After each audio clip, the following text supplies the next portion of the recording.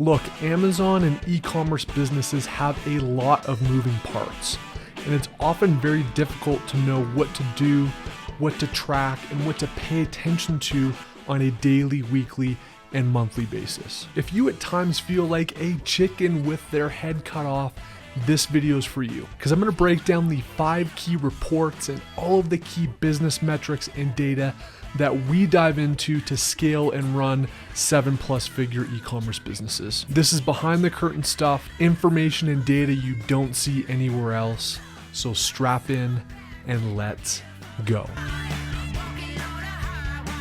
What is up, guys? If this is your first time here, this is Heist, where we break down deep dive, high level, scalable content to build, grow, and exit Amazon and e-commerce businesses. And I made this video today because I really don't see anybody else speaking to what you need to do, what you need to pay attention to, and how you keep a pulse on a growing e-commerce business. We're going to break down the exact reports, data, and information that I look at on a daily, weekly, monthly basis. We're going to piece how I troubleshoot, diagnose, and identify growth gaps in the business, and most importantly, give you a new lens on how you can view and scale your own Amazon or e-commerce brand. So let me walk you through a couple scenarios that may seem very familiar to you, because I was actually once there when I was growing and scaling my brands in the early days. It was just me, didn't have a team. I would go in literally, I want to say hundreds of times a day into the Amazon app. If you're e-commerce, it might be the Shopify app, and you're refreshing. What are my sales? Okay. What are my sales 7 minutes from now?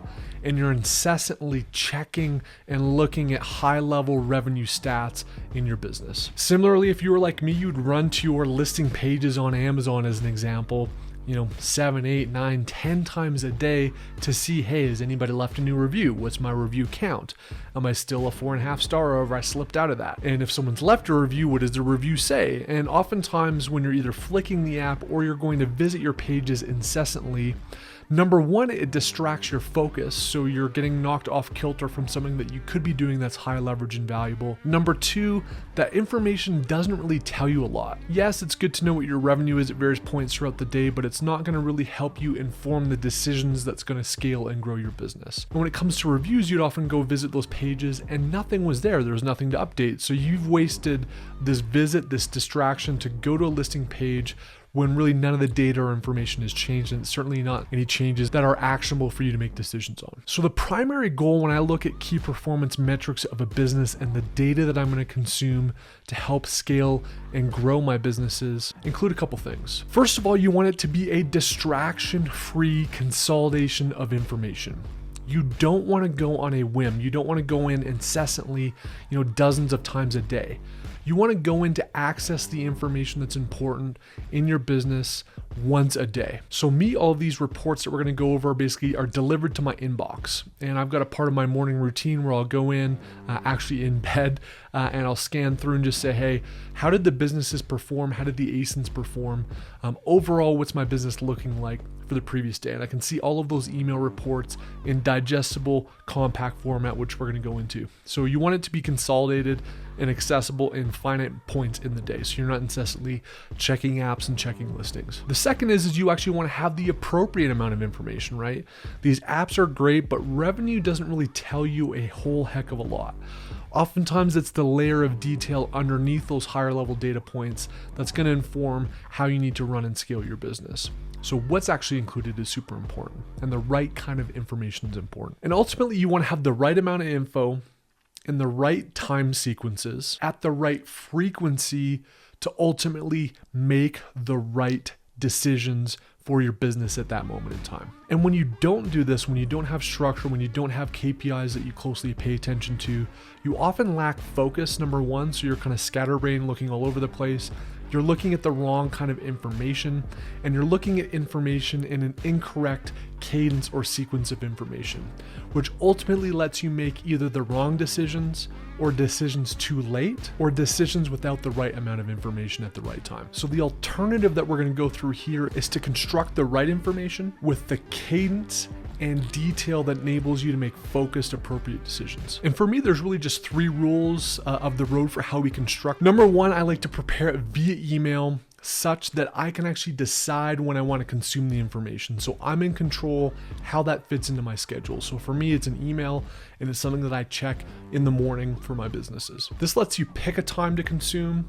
It lets you do it in a focused way so you're not distracted. And when you actually go in to consume that information, you're going in with the intent to analyze and make decisions based on it. And this really gives you singular focus, which is critically important when scaling a business with high leverage. The other thing that we like to do is actually include a link. So we're going to go through actual Google Sheets in this case, but typically I receive an email summary with the tables of information with a link if I want to click in and look at additional tabs, look at additional detail that's within that. So you get a summary view, and if you want more, you can click off and find a more detailed view. So having multiple layers of information I think is important. And then the final thing that for me is really important is any external facing emails. So emails about the Amazon account, about your health of your account, alerts about the business, changes in the business, any of those email communications that come into a particular brand account, I have those curated and also sent on an as needed basis. So if it's just kind of filler emails or spam, they get handled and deleted by my team.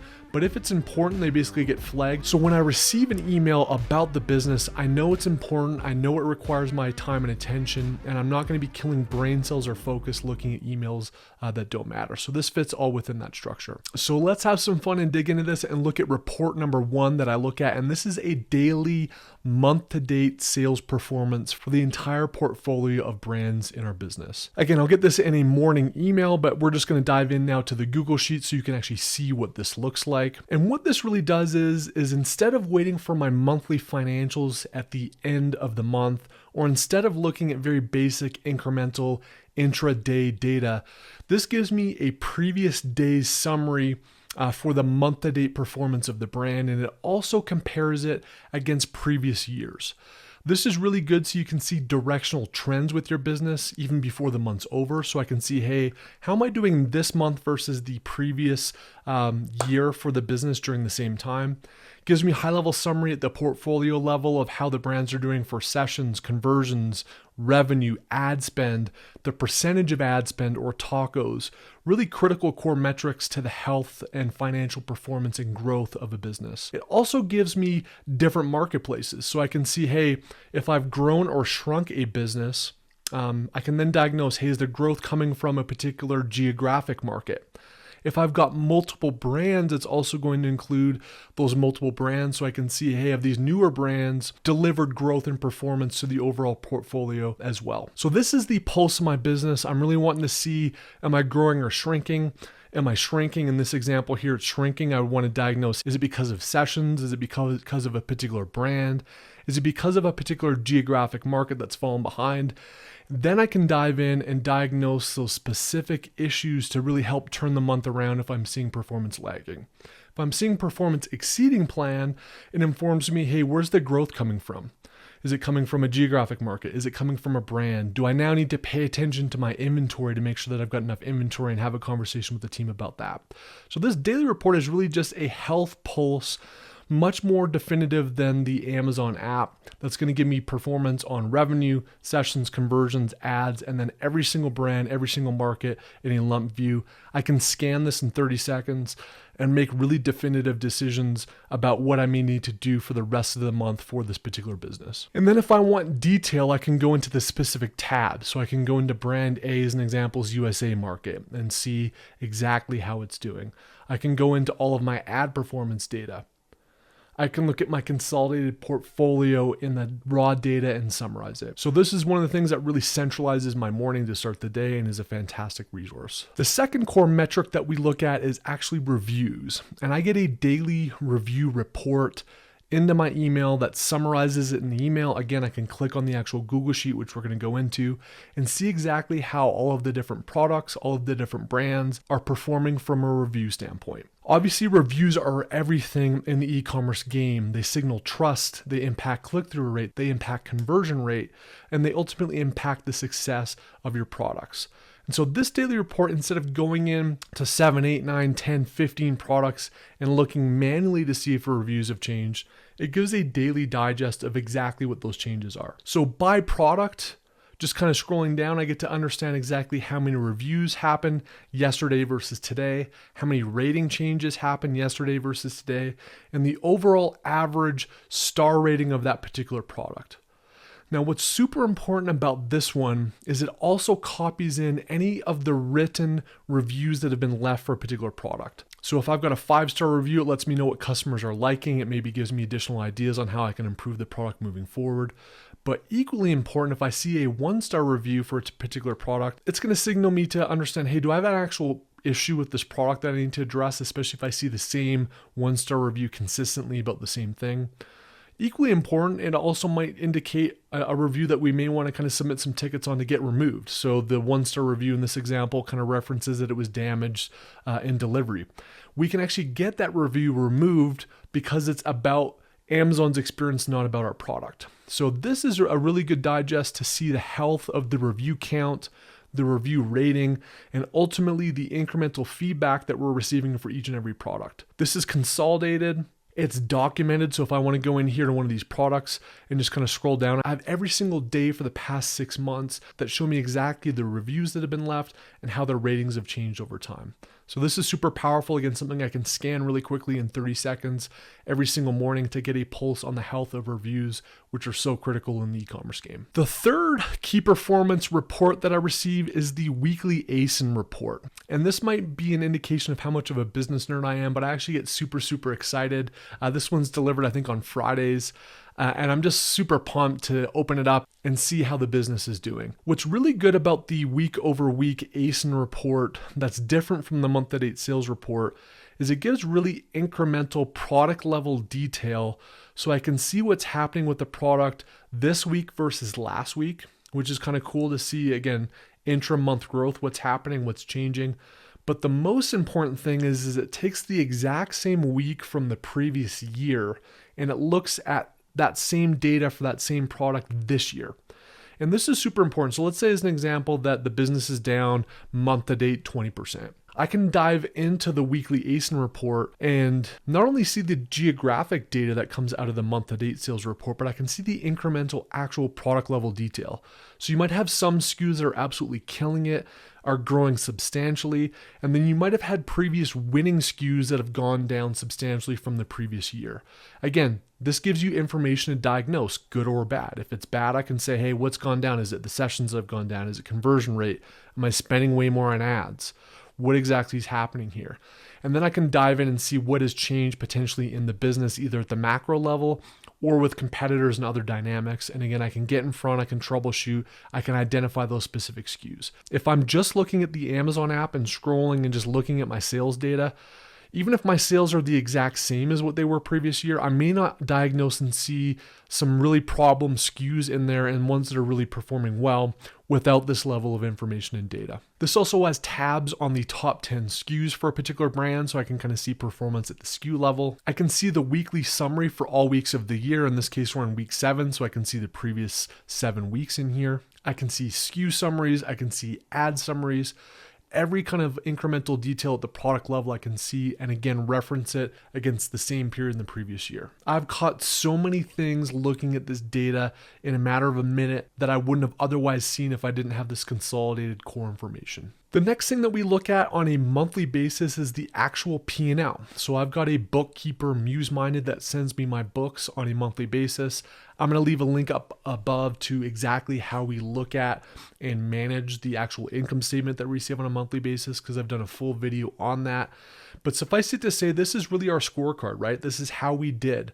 What did we ultimately not only achieve in terms of revenue across the business, how much money did we spend, how much advertising spend did we have, and ultimately, what was the EBITDA or net earnings and profit for the business at the end of the day? I can compare that to previous months. I can compare that to the same period previous year, and it really gives me a scorecard on the actual financial health of a business. This is ultimately what you're going to be weighted on if and when you decide to sell your business, is that ultimate monthly financial performance. And so by paying attention to this income statement and reviewing it, analyzing it on a monthly basis, it again gives you that data information to make decisions about your business on how to scale and grow. The other thing that's really cool about this monthly process is I get recurring expenses flagged for me, and any abnormal expenses or changes that have happened on the net income statement, my bookkeeper sends me those judgment calls, we call them, to really just say, hey, do we still need this software? This was a weird expense. Are you sure that this was legit? Or any other anomalies that just don't seem normal or that are worth my attention, I look at those on a monthly basis. And again, a very concrete and focused way to determine if those are expenses that make sense moving forward. And then the final KPI tool, and this is the one that is not delivered via email, is the Metrix tool, which has been built by my good buddy Brett at FBA Excel. Metrix is literally one of the most comprehensive daily performance tracking tools that exists on the market. It pulls in reports from Amazon to give you all of your sales and advertising data, and it also plugs in information from Helium 10, where we actually track the organic performance of individual products and keywords. So at the summary level, this is an example here, but you can basically just see all the actual sales data, the overall sessions and conversion rate data for the brand as a whole. I can also see, which is super important, the breakdown between pay-per-click and actual organic sales. That's really an important trend line to track. So again, if the business is up, down, sideways, I can kind of really dive in here and look at the daily changes to see what might have actually been taking place there. Now, what's super cool about this Metrix tool is that I can come down to any one of my products. I'm just going to kind of look at one here, and I can do a drop down and see how every individual product did from all those key factors at the brand level. So sessions, conversions, organic sales, pay-per-click sales, the spend on pay-per-click, again, stuff that you really want to pay attention to. But equally important, you can actually plug in and track the organic keyword placement that you want to over time. So here's kind of an example where we can literally track on a daily basis how all of the keywords that we care about are performing in terms of organic placement. This is super important so I can see trend lines, right? If I've got like a core keyword or some of my top keywords and then we start to lose significant rank, I can go in there, I can look at the sessions, I can look at conversions, ad spend, overall sales, and see if I see anything in the data and can I course correct that data. Equally important, there's a notes section, right? So we can actually dive in and see across the last year plus any changes that have been made. If we've used new images, if the review counts change, we kind of track those notes so that if we start to see either conversion rate, sales, or organic ranking change, we could signal, hey, is it one of those changes that we made in the notes that we can track? Well, if this video is blowing your mind, head on over to FBABlueprint.com, where it outlines a couple of videos on my deep dive Amazon FBA course for scaling your brand to 7-8 figures and beyond. Just looking under the hood, we've got a ton of different modules. It's over 150 videos now, 230 plus SOPs, and a bunch of cool stuff. But in the Management Matrix module, we cover all of the stuff we talked about in this video really in detail. We give you the templates on how to do this, the detailed cell-by-cell breakdown of how we actually consolidate this stuff, so you can see all those reports there.